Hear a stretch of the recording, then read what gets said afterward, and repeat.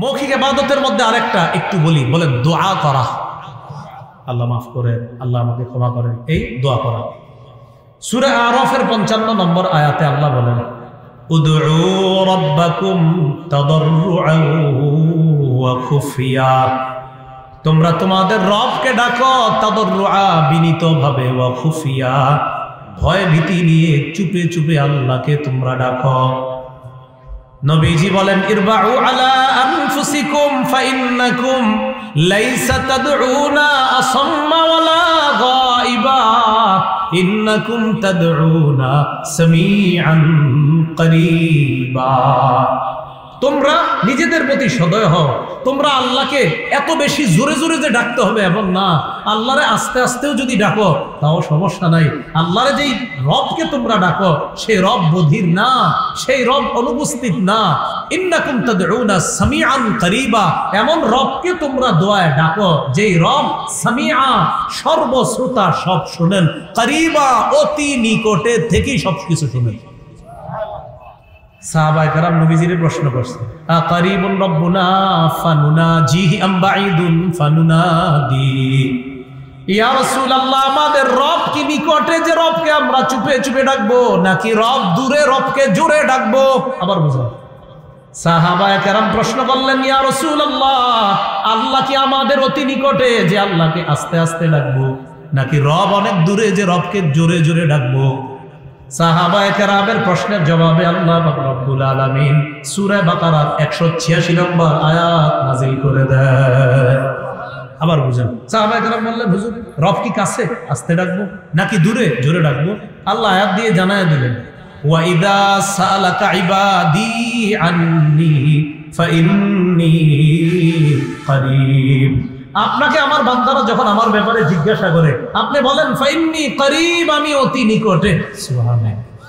তাহলে রবকে যদি আমরা আস্তে আস্তেও ডাকি সমস্যা নাই, আমরা যদি আল্লাহকে ডাকি, হ্যাঁ মাঝে মাঝে যদি দোয়া করি আমরা জোরে জোরে, আস্তে আস্তেও যদি দোয়া করি, বিশেষ করে ইনফিরাদি স্পেশাল যে দোয়াগুলো আমরা একা একা করি, আপনি আস্তে আস্তে দোয়া করেন। সুফিয়ান সাউরি বলেন, আস্তে দোয়া কাকে বলে? পাশের ব্যক্তি যেন দেখলে মনে হয় উনি ফিস ফিস করে কি বলে, বলি না আমরা ফিস ফিস করে। তো সুফিয়ান সাউরি রহমতুল্লাহ আলাইহি বলেন, পাশের ব্যক্তি যেন মনে করে উনি ফিস ফিস করে কি যেন বলছে, রবকে তিনি কি যেন বলছে ফিস ফিস করে। এটা হলো আস্তে আস্তে আল্লাহকে বলা। তাহলে আমরা আল্লাহর কাছে দোয়া করব, বলেন ইনশাআল্লাহ। তাহলে দোয়া করা মৌখিক ইবাদত, বলি সবাই দোয়া করা মৌখিক। রাসূলুল্লাহ সাল্লাল্লাহু আলাইহি সাল্লাম বলেন, আদ-দুআউ হুয়াল ইবাদা, দোয়াটাই ইবাদত, দোয়া করাটাই এটা একটা ইবাদত। আল্লাহ আমাদের সকলকে ইবাদত, এই মৌখিক ইবাদতটা যেন আমরা বেশি বেশি করতে পারি, আল্লাহ তৌফিক দান করেন। মাদিয়ানবাসীর কাছে শুআইব আলাইহিস সালামকে পাঠিয়েছে, তিনি জাতিকে দাওয়াত দিয়েছেন, হে আমার সম্প্রদায়, তোমরা আল্লাহর ইবাদত করো, আখিরাত কামনা করো। মানুষ জিন আল্লাহ সৃষ্টি করেছেন ইবাদত করার জন্য। ইবাদত কতদিন করা যাবে? সূরা হিজরের 99 নম্বর আয়াতে আল্লাহ বলেন, ওয়া'বুদ রাব্বাকা হাত্তা ইয়াতিয়াকাল ইয়াকিন। মরণ আসা পর্যন্ত তুমি তোমার রবের ইবাদত করো। ইবাদত কোরআনে মৌলিকভাবে দুই প্রকার পাওয়া যায়, একটা হলো সাধারণ দাসত্ব, আরেকটা বিশেষ দাসত্ব। আল্লাহর রাজত্ব বরত্বের দাসত্ব ইমানদার এবং বেঈমান যারা আছে সবাই একদিন স্বীকার করবে। ইমানদাররা দুনিয়াতেও করে, আখেরাতেও করবে। কাফের মুশরিক বেদিন যারা, এরা দুনিয়াতে বুঝে যে সমস্ত ক্ষমতার মালিক আল্লাহ, না বুঝার ভান ধরে, কিন্তু আখেরাতে তারাও দাস রূপে উপস্থিত হবে, কিন্তু কাজ হবে না। সূরা মারিয়ামের 93 নম্বর আয়াতে আল্লাহ বলেন, ইন কুল্লু মান ফিস সামাওয়াতি ওয়াল আরদি ইল্লা আতির রহমানি আবদা। আসমান জমিনের যারা যা কিছু আছে সবাই রহমানের কাছে দাস রূপে উপস্থিত হবে। এটাকে বলা হয় সাধারণ দাসত্ব। 2 নম্বর বিশেষ দাসত্ব, বিশেষ গোলামি বা বিশেষ দাসত্ব করবে আল্লাহর বিশেষ ইমানদার বান্দারা। সূরা ফুরকানের 63 নম্বর আয়াতে আল্লাহ বলেন, وعباد الرحمن الذين يمشون على الأرض هونا وإذا خاطبهم الجاهلون قالوا سلاما রহমানের প্রকৃত বান্দা তারা যারা দুনিয়াতে নম্র হয়ে চলে, বিনয়ী হয়ে চলে, অহংকার মুক্ত চলে। وَإِذَا خَاطَبَهُمُ الْجَاهِلُونَ قَالُوا سَلَامًا জাহেলরা, অজ্ঞরা যখন তাদেরকে সম্বোধন করে, যখন তাদের সাথে কোনো বিতর্ক করতে চায়, তখন তারা বলে সালামা, শান্তি। এইখানে রহমানের বান্দা যারা, এরা বিশেষ বান্দা। এখানে রহমানের এই বিশেষ বান্দারা বিশেষ ইবাদত করে। তাহলে মৌলিকভাবে দাসত্ব, গোলামি দুই প্রকার। একটা হলো সাধারণ দাসত্ব, যেটা রহমানের কাছে দাস রূপে আসমান জমিনের সবাই উপস্থিত হবে। আরেকটা হলো বিশেষ দাসত্ব, বিশেষ গোলামি বা বিশেষ দাসত্ব করে আল্লাহর বিশেষ ইমানদার বান্দারা। ইবাদত উপকার লাভের দিক থেকে দুই প্রকার। আমি আপনি যে ইবাদত করি, এই উপকার লাভের দিক থেকে ইবাদত দুই প্রকার। এক নম্বর, নিজে ইবাদত করে উপকার লাভ করবেন।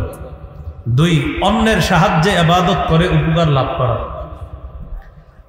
আপনারা নামাজ পড়লেন, আজকে এশার নামাজ, কালকে ফজর পড়বেন ইনশাআল্লাহ। নিজে নিজে ইবাদত করলেন, এই ইবাদতের সওয়াব নিজে পাবেন।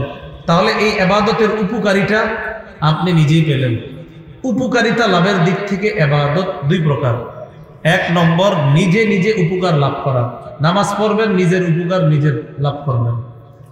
দুই নম্বর, অন্যের সাহায্যে ইবাদত করে উপকার লাভ করা।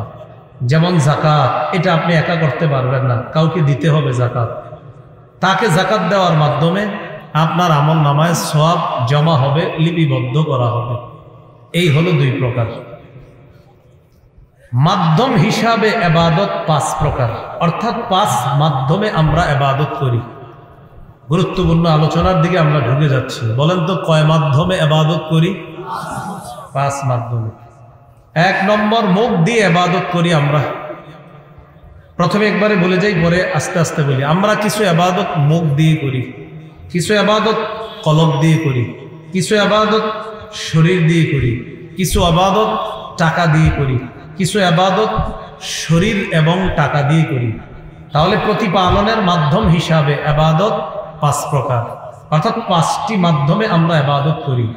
এক নম্বর, আত্মিক ইবাদত, কলব দিয়ে যে ইবাদত করি এটাকে বলা হয় আত্মিক ইবাদত। কি ইবাদত? আর্থিক না, আত্মিক মানে আত্মার সাথে সম্পর্ক। এই ইবাদত যেমন লা ইলাহা ইল্লাল্লাহ, এই বিশ্বাস অন্তরে লালন করা, এটা আত্মিক ইবাদত।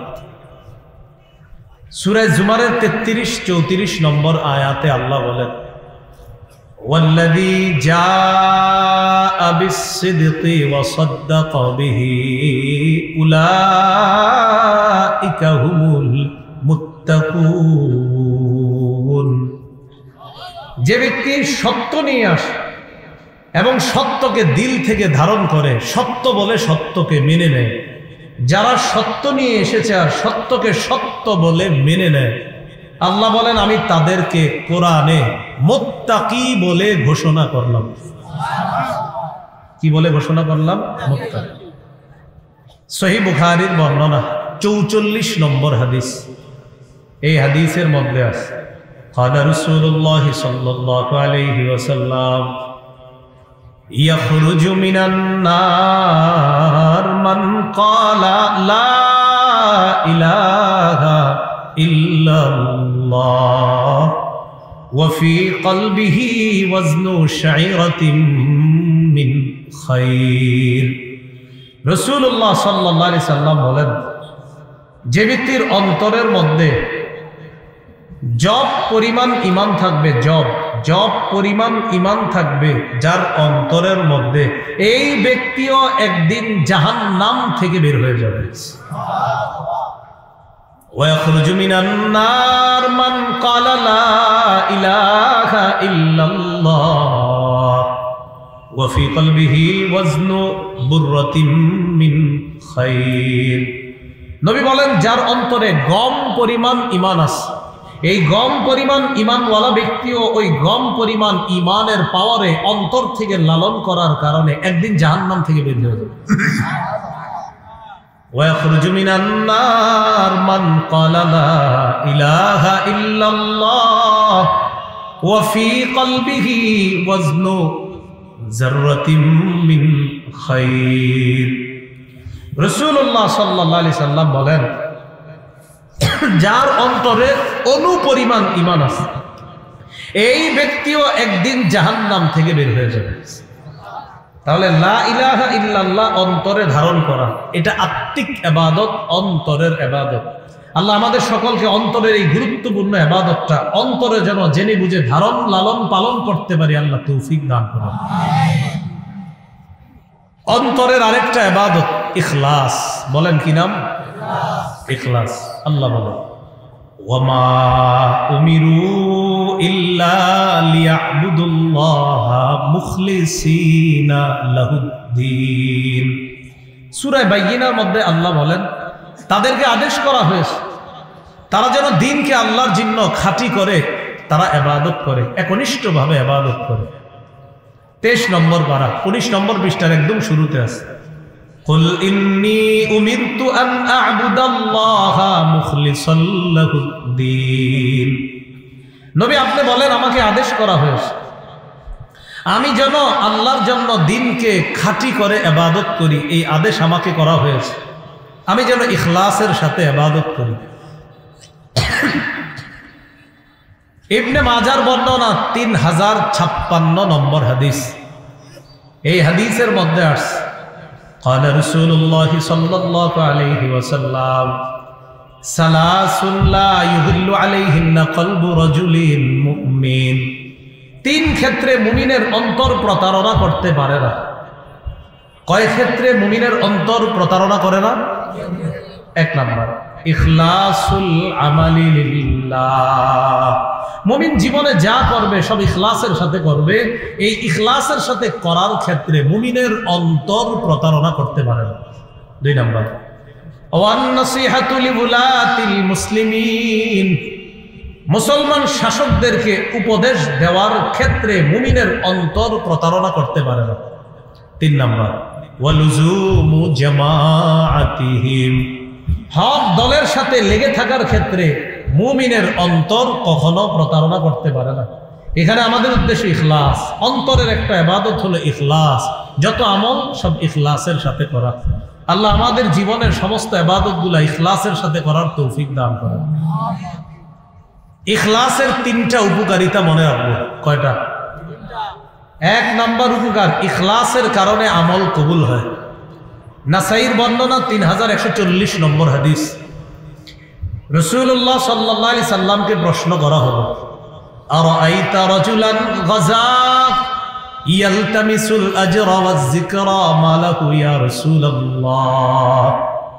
হুজুর এক ব্যক্তি আল্লাহর রাস্তায় জিহাদ করেছে। এই ব্যক্তি জিহাদের উদ্দেশ্য হলো সওয়াব কামাই করা আর নাম কাম কামাই করা। হুজুর সে কি কোনো প্রতিদান পাবে? নবীজি জবাব দিলেন লা শাইআ লাহু। সে কিছুই পাবে না। আ'আদাহা সালাসা মাররাত। আল্লাহ নবীকে 3 বার প্রশ্নটা পুনরায় করা হলে আল্লাহ নবী 3 বার জবাব দেয় লা শাইআ লাহু, লা শাইআ লাহু, লা শাইআ লাহু। সে কিছুই পাবে না, সে কিছুই পাবে না, সে কিছুই পাবে না। কারণ সে প্রতিদানও চায় আবার নাম কামও চায়। ইখলাস না থাকার কারণে সে কিচ্ছু পাবে না। হাদিসের শেষে নবী বলেন ইন্নাল্লাহা লা ইয়াকবালু মিনাল আমালি ইল্লা মা কানা লাহু খালিসা ওয়াবতুগিয়া বিহি ওয়াজহুহু। আল্লাহ পাক রব্বুল আলামিন বান্দার আমল কবুল করেন না যদি সেটা ইখলাসের সাথে না হয় এবং আল্লাহকে খুশি করার জন্য যদি না হয়, ওই আমল আল্লাহ কবুল করেন না। ভাই আমি আপনি যত নামাজ পড়ি, ইবাদত করি, রোজা রাখি, সুবহানাল্লাহ আলহামদুলিল্লাহ পড়ি, কাউকে 1 কাপ চা পান করাই, ইখলাসের সাথে যদি হয় প্রতিটা ইখলাসওয়ালা আমলের প্রতিদান আল্লাহ দান করেন। তাহলে ইখলাসের কারণে আমল কবুল হয়। ইখলাসের 2 নম্বর উপকার, ইখলাসের কারণে সওয়াব পাওয়া যায়। বলেন সুবহানাল্লাহ। একটা হলো আমল কবুল হওয়া আর একটা সওয়াব পাওয়া। সহিহ বুখারীর বর্ণনা 56 নম্বর হাদিস। সাদ ইবনে আবি ওয়াক্কাস রাদিয়াল্লাহু তাআলা আনহুকে আল্লাহর রাসূল বলেন, ইন্নাকা লান তুনফিকা নাফাকাতান তাবতাগি বিহা ওয়াজহাল্লাহ ইল্লা উজিরতা আলাইহা। তুমি পৃথিবীতে যত আমল করো সেটা যদি আল্লাহকে খুশি করার জন্য ইখলাসের সাথে করো, প্রতিটা আমলেরই প্রতিদান দেওয়া হবে। কাউকে 1 কাপ চা পান করাইলেন, এটা নিয়ত যদি থাকে আমি আল্লাহর জন্য তাকে মহব্বত করি, 1 কাপ চা পান করাইলাম, তো আপনাকে এটারও বিনিময় আল্লাহর পক্ষ থেকে দেওয়া হবে। হাদিসের শেষে আল্লাহ নবী বলেন, হাত্তা মা তাজআলু ফি ফামি ইমরাতিক, তুমি যদি তোমার বিবির মুখের মধ্যে 1 লোকমা খাবার উঠায় দাও, এই খাবার উঠানোর সময় যদি তোমার ইখলাস থাকে, আল্লাহকে খুশি করার জন্য যদি হয়, আল্লাহ নবী বলেন এই লোকমার কারণেও তোমার আমলনামায় সওয়াব লিপিবদ্ধ হয়ে যাবে। হাত্তা মা তাজআলু ফি ফামি ইমরাতিক, তোমার বিবির মুখে যা রাখো তুমি, যেই লোকমাটা উঠিয়ে দাও, এটাও যদি ইখলাসের সাথে হয় সওয়াব হবে। তাহলে ইখলাসের 3 উপকার: 1 নাম্বার আমল কবুল, 2 নাম্বার সওয়াব, 3 পাপ মাফ করে দেওয়া হয়, সুবহানাল্লাহ, গুনাহ ক্ষমা করা হয়। সহিহ বুখারীর 3467 নম্বর হাদিসের বর্ণনা। এই হাদিসের মধ্যে আসছে, ক্বালা রাসূলুল্লাহ সাল্লাল্লাহু আলাইহি ওয়াসাল্লাম বাইনামা কালবুন ইউতিফু বিরাকিয়া, একবার একটা কুকুর কূপের পাশে হাঁপাইতেছে, পিপাসার যন্ত্রণায় কুকুরটা কূপের পাশে এইভাবে বারবার প্রদক্ষিণ করে, কাদা ইয়াকতুলুহুল আত, পিপাসার কারণে তার মারা যাওয়ার উপক্রম। কুকুরটা বারবার জিহ্বা বের করতেছে, মারা যাবে অবস্থা।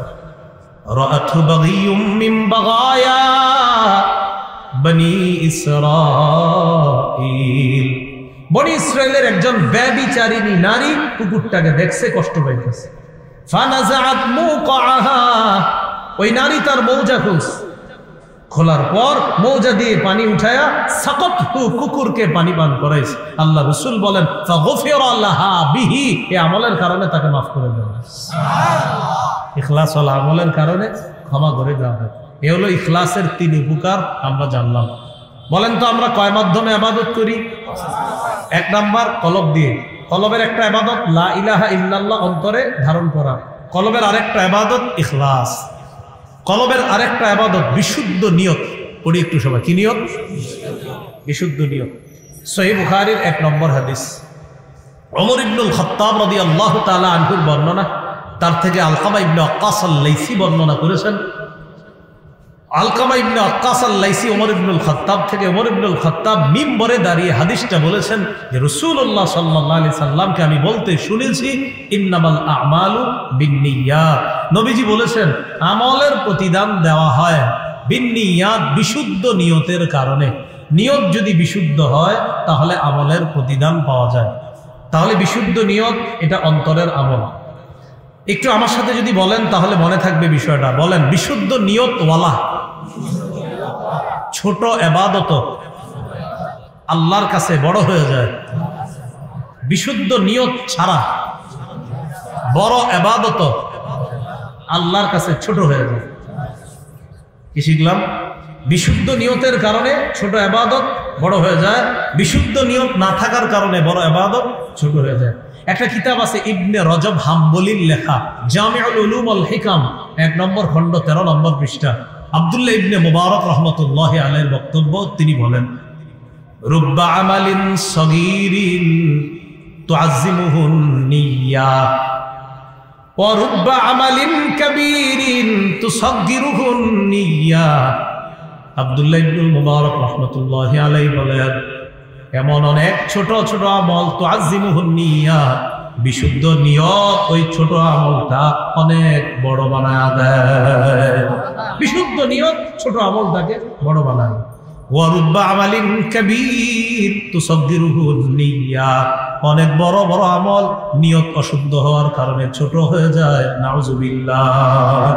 1 টাকা ইখলাস ওয়ালা, 1 কোটি ইখলাস ছাড়া ওই 1 টাকা ইখলাস ওয়ালা আল্লাহর কাছে বেশি দামি।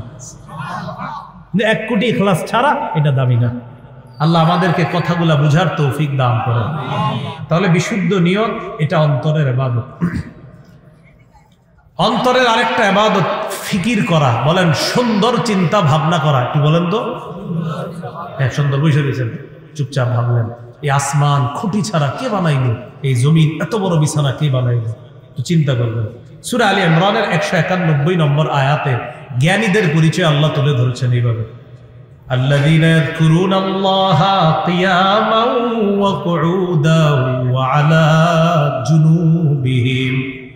আল্লাহ বলেন জ্ঞানী তারা যারা দাঁড়িয়ে আল্লাহকে স্মরণ করে, বসে বসে স্মরণ করে, ওয়া আলা জুনুবিহিম যারা শুয়ে শুয়ে আল্লাহর জিকির করে, ওয়া ইয়াতাফাক্কারুনা ফি খালকিস সামাওয়াতি ওয়াল আরদ যারা আসমান জমিনের সৃষ্টি নিয়ে চিন্তা করে, করার পর বলে রব্বানা মা খালাকতা হাযা বাতিলান সুবহানাক ফাকিনা আযাবান নার।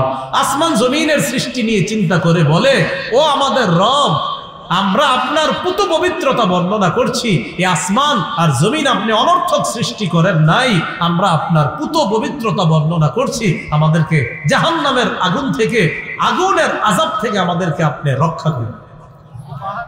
তাহলে ফিকির করা অন্তরের ইবাদত, বসে রয়েছেন একা একা, ভালো ফিকির চিন্তা ভাবনা করা, এটা আত্মিক ইবাদত। আত্মিক আরেকটা ইবাদত তাওয়াক্কুল করা, ভরসা করা আল্লাহর উপর। আল্লাহ রব্বুল আলামিন বলেন ওয়া মান ইয়াতাওয়াক্কাল আলাল্লাহি ফাহুয়া হাসবুহ। যে ব্যক্তি আল্লাহর উপর ভরসা করে আল্লাহ তার জন্য যথেষ্ট হয়ে যায়। এর মানে আপনারা আগামীকাল সকালে সব চাকরি ছেড়ে দিয়ে ঘরে বসে থাকবেন, এটার নাম তাওয়াক্কুল না। তাওয়াক্কুল হলো আপনার পক্ষ থেকে সব চেষ্টা প্রচেষ্টা করবেন, পূর্ণতা আল্লাহ দান করবেন, আপনি সব চেষ্টা করার পর বলবেন আল্লাহ ভরসা, ইনশাল্লাহ কিচ্ছু হবে না, এটার নাম তাওয়াক্কুল। আপনি গরু বাঁধবেন, বাঁধার পর গরুর ঘরের দরজাটা আটকাইবেন, আয়াতুল কুরসি পরে বন্ধ করবেন, এরপর বলবেন আল্লাহ ভরসা, ইনশাল্লাহ চোরে কিচ্ছু করতে পারবে না, এটাকে বলা হয় তাওয়াক্কুল। দরজা খুলে গরুটা আপনি ছেড়ে রাখলেন আর বললেন কোনো সমস্যা নাই, চোর এটা নিবে না, আল্লাহর উপর ভরসা করতেছি, এটাকে তাওয়াক্কুল বলা হয়। তাহলে প্রস্তুতি নেওয়া, চেষ্টা করা, প্রচেষ্টা করা, এরপর বলা আল্লাহর উপর ভরসা করতেছি, ইনশাআল্লাহ কিচ্ছু হবে না, আল্লাহ ভরসা, এটাকে বলা হয় তাওয়াক্কুল। তো তাওয়াক্কুল এটাও আত্মিক ইবাদত। তাহলে আবার আগের জায়গায় আসি, মাধ্যম হিসাবে ইবাদত কয় প্রকার? এক নাম্বার আত্মিক ইবাদত, দুই নাম্বার মৌখিক ইবাদত। দুই নাম্বার মৌখিক ইবাদত, যে ইবাদত আমরা মুখ দিয়ে করি। এই যে আমি এখন মুখ দিয়ে কথা বলতেছি, না মৌখিক ইবাদত। একটু আমরা মৌখিক ইবাদত করি, সুবহানাল্লাহ, আলহামদুলিল্লাহ, লা ইলাহা ইল্লাল্লাহ, আল্লাহু আকবার। দেখি মনে আছে নি আপনাদের? আত্মিক ইবাদতের মধ্যে একটা ছিল লা ইলাহা ইল্লাল্লাহ অন্তরে ধারণ করা। এবার মৌখিক ইবাদতটাও লা ইলাহা ইল্লাল্লাহ মুখে স্বীকার করা, এটা মৌখিক ইবাদত। সহিহ বুখারীর 25 নম্বর হাদিসের বর্ণনা, আব্দুল্লাহ ইবনে ওমর রাদিয়াল্লাহু তাআলা আনহুমার বর্ণনা, তিনি বলেন উমিরতু আন উকাতিলান নাস হাত্তা ইয়াশহাদু আল্লা ইলাহা ইল্লাল্লাহ ওয়া আন্না মুহাম্মাদার রাসূলুল্লাহ। যতক্ষণ পর্যন্ত মানুষ এই সাক্ষী দিবে আল্লাহ ছাড়া কোনো ইলাহ নাই, মুহাম্মদ সাল্লাল্লাহু আলাইহি সাল্লাম আল্লাহ রাসূল, ততক্ষণ পর্যন্ত আমি আদিষ্ট হয়েছি তাদের বিরুদ্ধে যেন লড়াই অব্যাহত রাখি।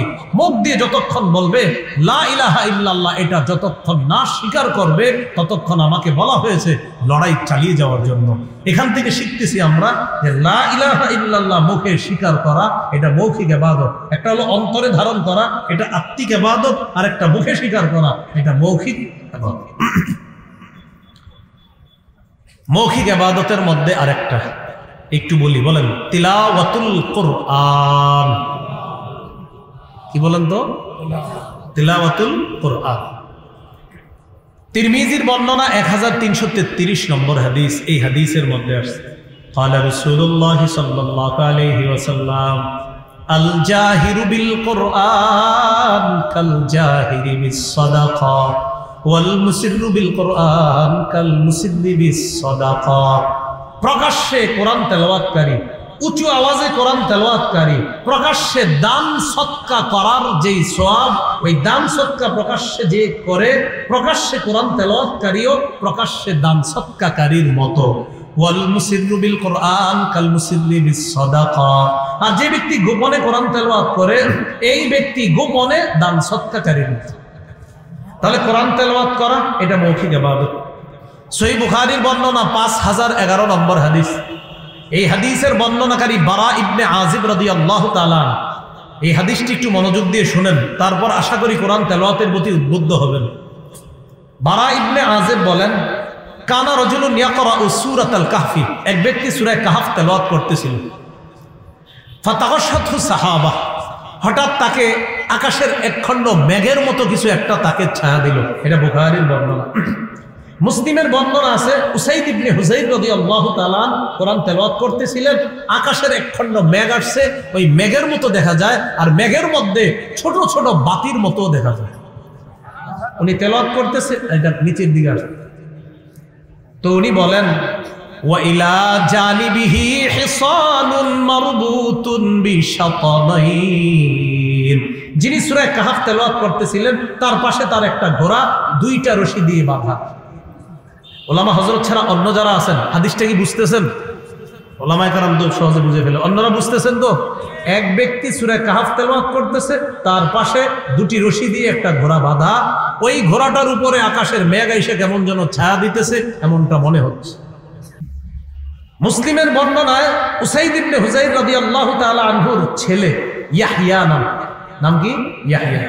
এই ইয়াহইয়া পাশে শোয়া, উনি যত তেলাওয়াত করে তত মেঘ নিচের দিকে আসে আর ঘোড়া খালি লাফায়। বুখারীর বর্ণনা যে ফাজআলা ইয়ানফিরু, ঘোড়া খালি লাফায়। আর মুসলিমের বর্ণনায় হলো আমি আশঙ্কা করলাম আনতাকা ইয়াহইয়া, এইভাবে লাফালাফি করতে করতে আমার ছেলে ইয়াহইয়ার উপর যদি ঘোড়াটা আসে তা আমার ছেলে তো মারা যাবে। এক পর্যায়ে আমি কোরআন তেলাওয়াত বন্ধ করে দিলাম যেন ঘোড়া আর না লাফায়। আর বুখারীর বর্ণনা হলো যে উনি দেখতেছে, তো উনি কোরআন তেলাওয়াত শেষ করলেন। মুসলিমের বর্ণনায় আছে কোরআন তেলাওয়াত শেষ করার পর মেঘখণ্ডটা উপরে উঠে গেছে। বুখারীর বর্ণনায় যেটা আসছে সেটা হলো উনি তেলাওয়াত বন্ধ করলেন, করার পর ফালাম্মা আসবাহা আতান নবিয়্য সাল্লাল্লাহু আলাইহি সাল্লাম, সকালে নবীর কাছে আসলেন। ফাযাকারা যালিকা লাহু, নবীকে পুরো বিষয়টা বললেন। আল্লাহ রাসূল বললেন তিলকা সাকিনা তানাজ্জালাত বিল কোরআন, এটা ছিল আল্লাহর পক্ষ থেকে প্রশান্তি, তুমি কোরআন তেলাওয়াত করার কারণে এই প্রশান্তি নাযিল হয়েছে। এটা বুখারীর বর্ণনা। আর মুসলিমেরটা ওই উসাইদ ইবনে হুযাইর নবীর কাছে গিয়ে বলতেছে, হুজুর তেলাওয়াত করতেছি আর এরকম ঘোড়া লাফায়। নবীজি বলেন, আহা ইকরা ইবনে হুযাইর, ও উসাইদ ইবনে হুযাইর তুমি যদি আরো পড়তা।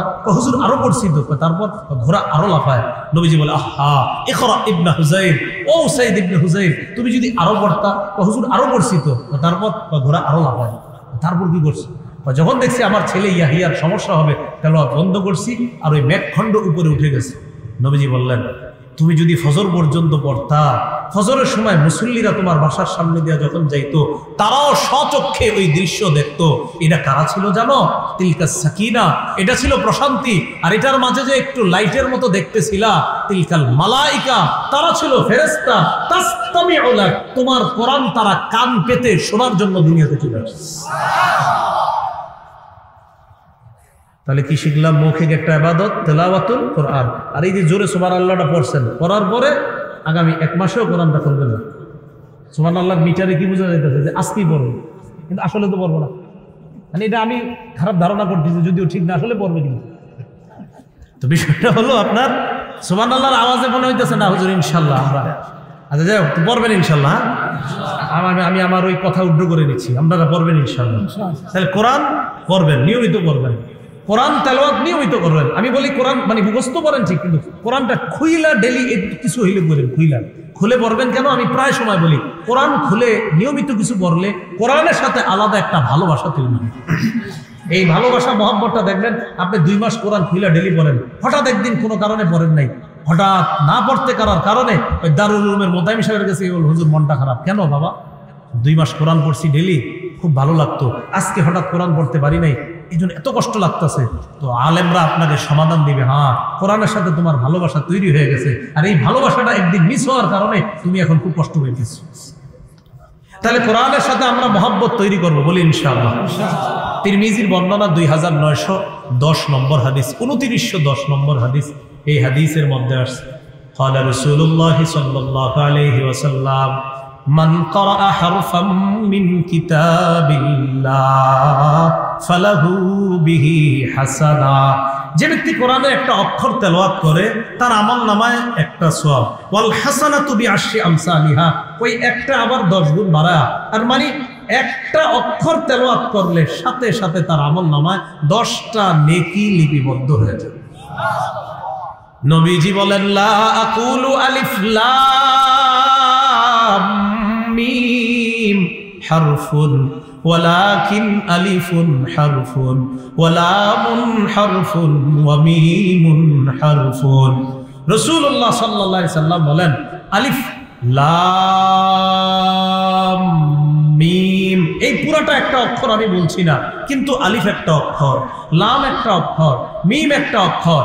এর মানে আলিফ লাম মিম কেউ যদি পড়ে তার আমলনামায় 30টা নেকি লিপিবদ্ধ হবে। একটু বলি আমরা আলহামদু, আলহামদু বলেন, হামজা লাম জবর আল, হামিম জবর হাম, দাল পেশ দু, আলহামদু। আবার আলহামদু। আমরা মোট 250 সওয়াব পাইছি সবাই। কয়শো? 250। আলহামদুতে 5 অক্ষর, 5 অক্ষরে 50 টাকা। পরে আবার বললাম 100 টাকা। এরপরে আবার আপনাদেরকে বানান করায় বললাম, বানানে আমাদের 2 বার হয়েছে, বানানের সময় হয়েছে 2 বার। তাহলে 2 বারে হলো আপনার যদি 2 বার হয় 50 দুগুণে 100, আগের 100 আর পরে 100, 200। শেষে আবার একবার আমরা বলছি আলহামদু, এই হলো আরো 50, 250 নেকি। ইয়াকিন করেন সবার আমলনামায় আল্লাহ দিয়ে দিয়েছে। এই জন্য কোরআন তেলাওয়াত বিশুদ্ধভাবে আমরা শিখবো। এইভাবে বয়স হয়ে গেলেও সমস্যা নাই। কোরআন যদি অশুদ্ধ থাকে, এই মাদ্রাসা আছে, মসজিদে আছে, ইমাম সাহেবের কাছে যান, গিয়ে বলেন বয়স্ক শিক্ষা চালু করেন। অথবা হুজুর আমার পার্সোনাল আপনি কোরআন, আমি তো ভুল করছি, আমার কোরআন বিশুদ্ধভাবে হয় না, আপনি একটু আমাকে শিখিয়ে দেন। আল্লাহ তৌফিক দান করেন। মাধ্যম হিসাবে ইবাদত কয় প্রকার? 5 প্রকার। দ্বিতীয় প্রকার মৌখিক ইবাদত। মৌখিক ইবাদতের মধ্যে একটা গেল তিলাওয়াতুল কোরআন, আর একটা গেল লা ইলাহা ইল্লাল্লাহ স্বীকার করা। মৌখিক ইবাদতের মধ্যে আরেকটা একটু বলি, বলে দোয়া করা। আল্লাহ মাফ করেন, আল্লাহ আমাকে ক্ষমা করেন, এই দোয়া করা। সূরা আরাফের 55 নম্বর আয়াতে আল্লাহ বলেন উদউ রাব্বাকুম তাদাররুআন ওয়া খুফিয়া, তোমরা তোমাদের রবকে ডাকো তাদাররুআ বিনীতভাবে, ওয়া খুফিয়া ভয় ভীতি নিয়ে চুপে চুপে আল্লাহকে তোমরা ডাকো। নবীজি বলেন ইরবাউ আলা আনফুসিকুম ফাইন্নাকুম লাইসা তাদউনা আসাম্মা ওয়ালা গায়িবা ইন্নাকুম তাদউনা সামিআন করিবা। তোমরা নিজেদের প্রতি সদয় হও। তোমরা আল্লাহকে এত বেশি জোরে জোরে যে ডাকতে হবে এমন না, আল্লাহরে আস্তে আস্তেও যদি ডাকো তাও সমস্যা নাই। আল্লাহরে যেই রবকে তোমরা ডাকো সেই রব বধির না, সেই রব অনুপস্থিত না। ইন্নাকুম তাদউনা সামিআন করিবা, এমন রবকে তোমরা দোয়ায় ডাকো যেই রব সামিআ সর্বশ্রোতা, সব শুনেন, করিবা অতি নিকটে থেকেই সবকিছু শুনেন। সাহাবায়ে কেরাম নবীজির প্রশ্ন করছে আকারিবুন রব্বুনা ফানুনাজিহি আম বাঈদুন ফানুনাদি।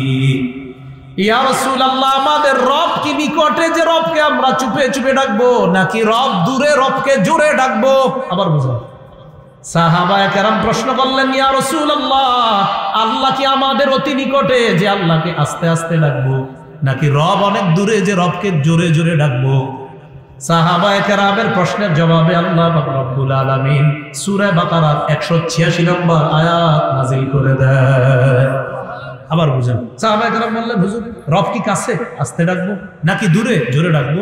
আল্লাহ আয়াত দিয়ে জানায় দিলেন ওয়া ইযা সাআলাকা ইবাদি আন্নী ফাইন্নী করিব।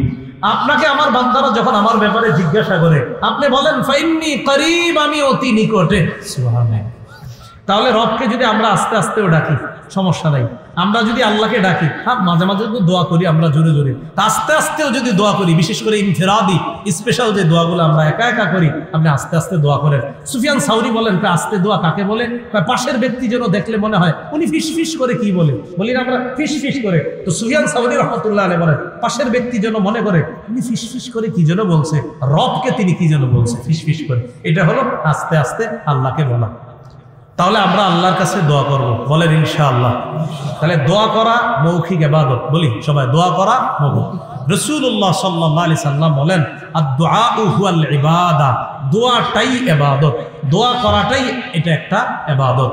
আল্লাহ আমাদের সকলকে ইবাদত, এই মৌখিক ইবাদতটা যেন আমরা বেশি বেশি করতে পারি, আল্লাহ তৌফিক দান করেন। তাহলে লা ইলাহা ইল্লাল্লাহ গেল, তেলাওয়াতুল কোরআন গেল, দোয়া গেল। এবার আরেকটা বলেন জিকির করা। কি করা? জিকির, এটাও মৌখিক ইবাদত। জিকির করা কি ইবাদত? মৌখিক ইবাদত। সূরা আরাফের 205 নম্বর আয়াতে আল্লাহ বলেন ওয়াযকুর রাব্বাকা ফি নাফসিকা তাদাররুআন ওয়া খীফাতান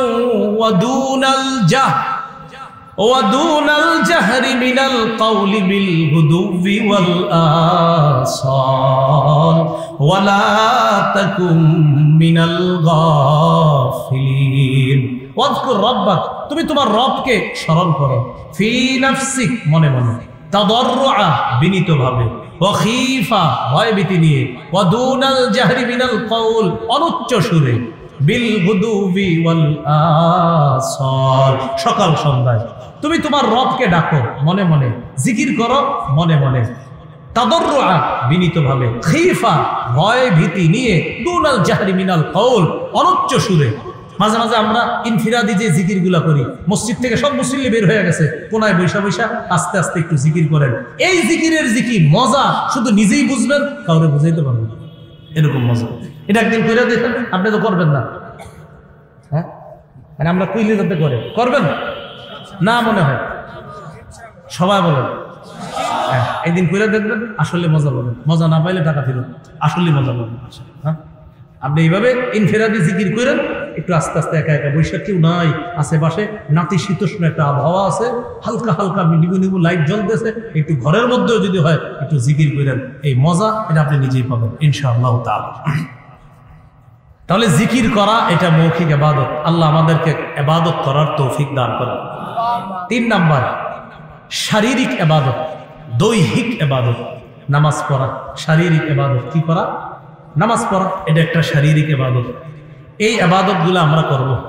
রোজা রাখা শারীরিক ইবাদত। আল্লাহ পাক রব্বুল আলামিন সূরা হজের মধ্যে বলেন ইয়া আইয়ুহাল্লাযীনা আমানুর কাউ, হে ঈমানদারগণ তোমরা রুকু করো, ওয়াসজুদু, সিজদা করো। এগুলা হলো শারীরিক ইবাদত, নামাজ পড়া। রাসূলুল্লাহ সাল্লাল্লাহু আলাইহি সাল্লাম বলেন আরাআইতুম লাউ আন্না নাহরান বিবাবি আহাদিকুম ইয়াগতাসিলু ফীহি কুল্লা ইয়াউমিন 5 মাররাত হাল ইয়াবকা মিন দারানিহি শাইউন ক্বালু লা ইয়াবকা মিন দারানিহি শাইউন ইয়া রাসূলুল্লাহ। নবী বললেন তোমাদের কারো বাসার সামনে একটা পুকুর আছে, ওই পুকুরে এক ব্যক্তি দৈনিক 5 বার গোসল করে, বলো তো তোমরা তার শরীরে কি কোনো ময়লা অবশিষ্ট থাকবে? সাহাবায়ে কেরাম বললেন না। নবী বললেন ফাযালিকা বিসতুস সালাওয়াতিল খামসি ইয়ামহুল্লাহু বিহিন্নাল খাতায়া। 5 ওয়াক্ত নামাজ যদি কেউ পড়ে, 5 বার গোসল করলে যেমন ময়লা থাকে না, 5 ওয়াক্ত নামাজ পড়লে তার গুনাহগুলা ধুয়ে মুছে আল্লাহ সাফ করে দেয়। এটা শারীরিক ইবাদত। 4 নাম্বার আর্থিক ইবাদত, মানে সম্পদের ইবাদত। এটা হলো যাকাত করা, সদকা দেওয়া, যাকাত দেওয়া। রাসূলুল্লাহ সাল্লাল্লাহু আলাইহি সাল্লাম বলেন মান আতাহুল্লাহু মালান ফালাম ইউদ্দি যাকাতা, যাকে আল্লাহ সম্পদ দিছে যাকাত দেয় না, যাকে আল্লাহ সম্পদ দিছে কিন্তু সে যদি যাকাত না দেয়, মুসসিলা লাহু ইয়াউমাল কিয়ামাতি শুজাআন আকরা, কিয়ামতের ময়দানে 20 ধর সাপ, এই 20 ধর সাপে রূপান্তরিত হবে তার যাকাত না দেওয়া সম্পদগুলা। হওয়ার পর এইভাবে আপনার সামনে ফানাদারে বলবে আনা কানজুকা আনা মালুকা, আমি তোমার সঞ্চিত সম্পদ, আমি তোমার সেই মাল, যে মাল তুমি যাকাত হিসাবে দেওয়ার কথা ছিল দেও নাই। 1 লাখ টাকা যাকাত আছে, 30,000 টাকা যাকাত দিয়া ছবি কিছু তুইলা ফেসবুকে দিয়ে পরের দিন লেখছে গরিব অসহায়দেরকে যাকাতের টাকাটা দিয়ে খুব ভালো লাগছে আলহামদুলিল্লাহ। দিছে কত? 30,000। বাকি রইল কত? বলেন সাপ বাকি রয়েছে, বলেন সাপ, সবাই বলেন 70,000 সাপ। কি বাকি রয়েছে? ওই যে ফেসবুকে লেখছে আলহামদুলিল্লাহ খুব ভালো লাগছে অসহায়দেরকে সহযোগিতা করে, কত 30,000 টাকার লুঙ্গি শাড়ি দিছে, 70,000 যে বাকি রয়েছে আপনি বলবেন জি, কমেন্টে লিখে দিবেন যদি জানেন সেই বাকি সাপটাকে দিব। যদি সাপ কি বলবেন, যেটা দেন না এটা সাপ হবে, আপনারা কামড়াবেন। আল্লাহ আমাদেরকে হেফাজত করে। তাহলে আর্থিক ইবাদত যাকাত দেওয়া, আবার সদকা করা। আপনি চুপে চুপে কোনো অসহায় বিধবা নারীর খোঁজ খবর নিতে পারেন, আর্থিক ইবাদত। কোনো এতিম মিসকিনের সহযোগিতা করতে পারেন অর্থ দিয়ে, এটা আর্থিক ইবাদত। সহিহ বুখারীর 5353, 5353 কত হয়? 5353। এই হাদিসের মধ্যে আসছে রাসূলুল্লাহ সাল্লাল্লাহু আলাইহি সাল্লাম বলেন, আস-সাঈ আলাল আরমিলাহ ওয়াল মিসকিন কাল মুজাহিদি ফি সাবিলিল্লাহ আবিল কাইমিল লাইল আস-সাইমিন নাহার। যে ব্যক্তি বিধবা এবং এতিমদেরকে সহযোগিতা করার জন্য চেষ্টা চালায়, যেমন অনেক চ্যারিটি ফাউন্ডেশন এই কাজগুলো করে, অনেক সেবামূলক ফাউন্ডেশন এই কাজগুলো করে, কিন্তু আপনি পার্সোনালিও চেষ্টা করবেন চুপে চুপে অসহায়দের পাশে দাঁড়ানোর জন্য।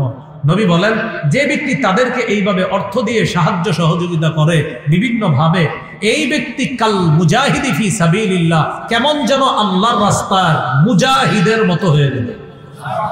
আর আবিল কাইমিল লাইল, অথবা সারা রাত নফল নামাজ পড়লে যে সওয়াব, সে কেমন যেন সেই সওয়াব হয়ে গেল। আর আবিস সাইমিন নাহার, সারাদিন নফল রোজা রাখার যেই আমল, যেই ফজিলত, সে এইভাবে অর্থনৈতিক সহযোগিতা করার কারণে আল্লাহ তাকে সেই ফজিলত দান করবে।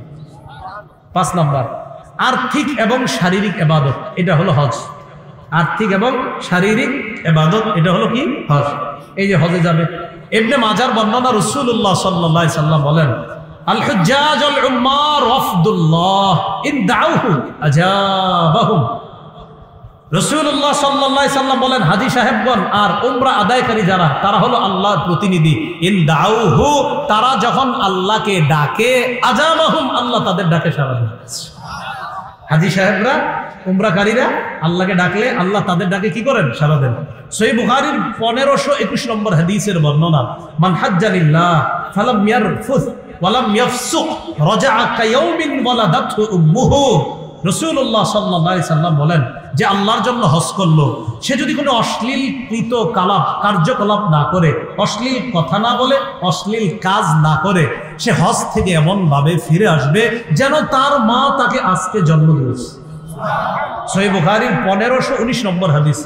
রাসূলুল্লাহ সাল্লাল্লাহু আলাইহি সাল্লামকে প্রশ্ন করা হলো, আইয়ুল আমালি আফজল, কোন আমল সবচেয়ে শ্রেষ্ঠ? নবী বললেন, ঈমানুন বিল্লাহ ওয়া রাসূলি, আল্লাহর প্রতি বিশ্বাস স্থাপন করা, রাসূলের প্রতি বিশ্বাস স্থাপন করা। কিলা সুম্মা মাজা, প্রশ্ন করা হলো এরপর সবচেয়ে শ্রেষ্ঠ ইবাদত কোনটা? নবী বললেন, জিহাদুন ফি সাবিলিল্লাহ, আল্লাহর রাস্তায় জিহাদ করা। কিলা সুম্মা মাজা, এরপর সবচেয়ে শ্রেষ্ঠ ইবাদত কোনটা? নবী বললেন, হজ্জুন মাবরুর, যেই হজ আল্লাহ কবুল করেন, ওই হজটা হলো এরপর শ্রেষ্ঠ ইবাদত। ওই হজটা কি? শ্রেষ্ঠ ইবাদত। এজন্য বুখারীর আরেক বর্ণনা আছে, 1773 নম্বর হাদিসের বর্ণনা। নবী বলেন, আল হজ্জুল মাবরুর লাইসা লাহু জাযাউন ইল্লাল জান্নাহ, হজ্জে মাবরুরের পুরস্কার শুধুমাত্র জান্নাত। হজ্জে মাবরুরের পুরস্কার এটাই যে সে জান্নাত পেয়ে যাবে। এই হলো আর্থিক আর শারীরিক ইবাদত।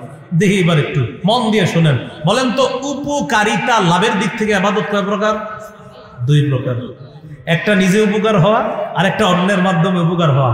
আচ্ছা বলেন তো, মৌলিকভাবে দাসত্বের বিবেচনা ইবাদত কয় প্রকার? 2 প্রকার। একটা সাধারণ দাসত্ব আর একটা বিশেষ দাসত্ব। উপকারিতা লাভের দিক থেকে ইবাদত কয় প্রকার? 2 প্রকার। একটা নিজে ইবাদত করে উপকৃত হওয়া, আর একটা হলো অন্যের সাহায্যে ইবাদত করে উপকৃত হওয়া। এবার আসি মূল কথায়, সেটা হলো মাধ্যম হিসাবে ইবাদত কয় প্রকার? 5 প্রকার। 1 নম্বর আত্মিক ইবাদত, 2 নম্বর মৌখিক ইবাদত, 3 নম্বর দৈহিক বা শারীরিক ইবাদত, 4 নম্বর আর্থিক ইবাদত, 5 নম্বর আর্থিক এবং শারীরিক ইবাদত। এবার আসুন হাদিসের মধ্যে ইবাদত কিভাবে পাওয়া যায়। হাদিসের মধ্যে ইবাদত শব্দটা তিরমিজির বর্ণনা 2201 নম্বর হাদিসে আসছে, রাসূলুল্লাহ সাল্লাল্লাহু আলাইহি সাল্লাম বলেন, আল ইবাদাতু ফিল হারজি কা হিজরাতিন ইলাইয়া। ফিতনা ফাসাদের জামানায়, কলহ বিপর্যয়ের সময় কোন ব্যক্তি ইবাদত করা আমি নবীর কাছে হিজরত করার সমপরিমাণ সওয়াব। কলহ বিপর্যয়ের সময় কেউ যদি ইবাদত করে, সে আমার কাছে হিজরত করার মতো কেমন যেন সওয়াব পাবে। এরকম মুসনাদে আহমদের একটা হাদিস শুনেন, খুব মন দিয়ে হাদিসটা শুনবো। 6895 নম্বর হাদিস। এই হাদিসের বর্ণনাকারী আব্দুল্লাহ ইবনে আমর ইবনুল আস রাদিয়াল্লাহু তাআলা, নবীজি বলেন, ইন্নাল আবদা ইযা কানা আলা তরিকাতিন হাসানাতিন মিনাল ইবাদা, কোন বান্দা যখন একটা ইবাদতের সুন্দর পদ্ধতি অবলম্বন করে, যেমন আজকে আপনারা অনেকে নিয়ত করছেন যে আমি কালকে থেকে ডেইলি 2 পৃষ্ঠা কোরআন তেলাওয়াত করব, হয়তো কেউ নিয়ত করে ফেলছেন, কথার কথা। সুম্মা মারিদ, আপনি তেলাওয়াত যেই টাইমে করতেন হঠাৎ একদিন অসুস্থ হয়ে গেছেন, কিন্তু এই তেলাওয়াতটা আর করতে পারতেছেন না অসুস্থতার কারণে। কিলা লিল মালাকিল মুআক্কালি বিহি, আপনার আমলনামা যেই ফেরেশতা লেখে, সওয়াব লেখে, ওই ফেরেশতাকে আল্লাহর পক্ষ থেকে বলা হবে, উকতুব বিমিসলি আমালিহি ইদা কানা তালিকা, আমার বান্দা সুস্থ থাইকা ইন্না লিল্লাহি ওয়া ইন্না ইলাইহি রাজিউন। এটা কোনো কাজ হইল?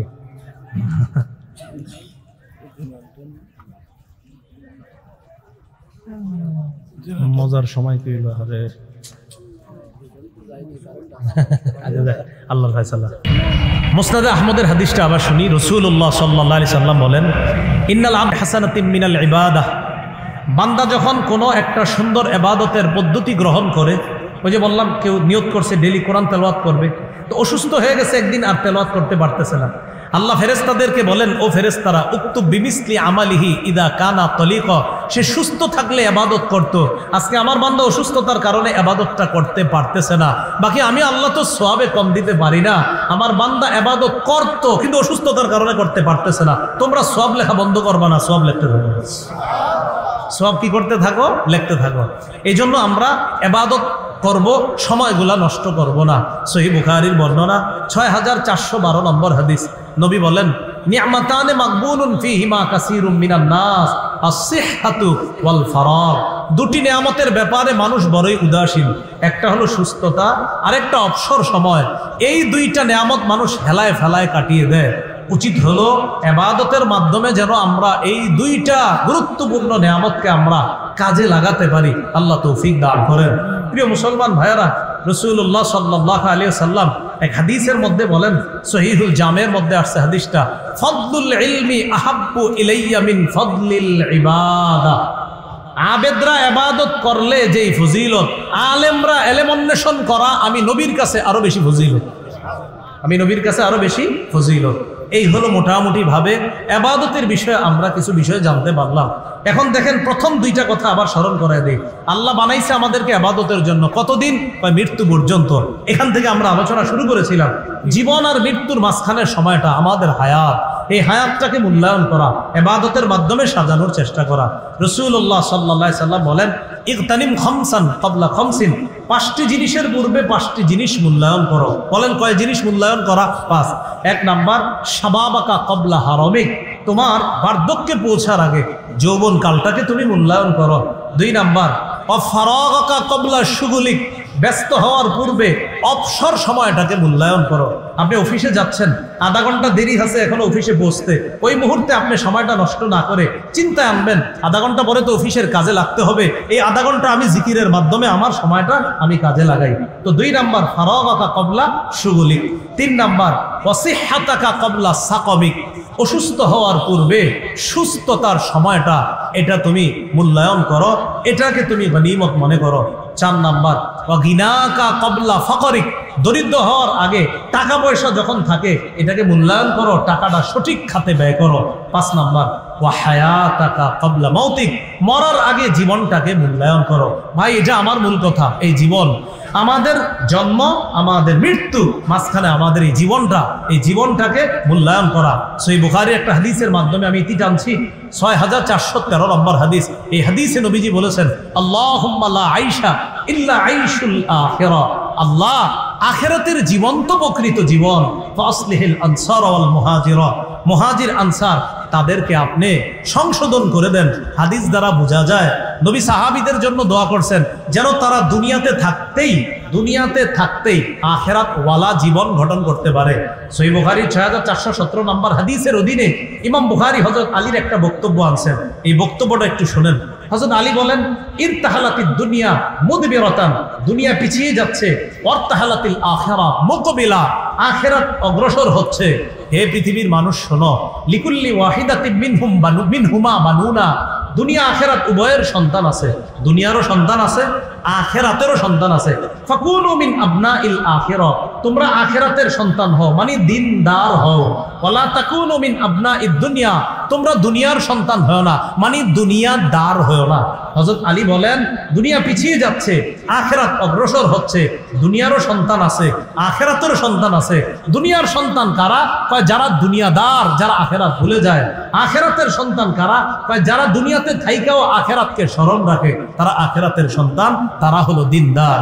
আল্লাহ আমাদের সকলের জীবন আর মৃত্যুর মাঝের সময়টা আমরা যেন দিনদার হয়ে কাটিয়ে আমরা ইবাদতের মাধ্যমে জীবনের সৌন্দর্যতা যেটা, এই সুন্দর জীবনটাকে আমরা নিয়ে যেন ইমানি জীবন আর ইমানি মরণ নিয়ে দুনিয়া থেকে বিদায় নিতে পারি। আল্লাহ তৌফিক দান করেন।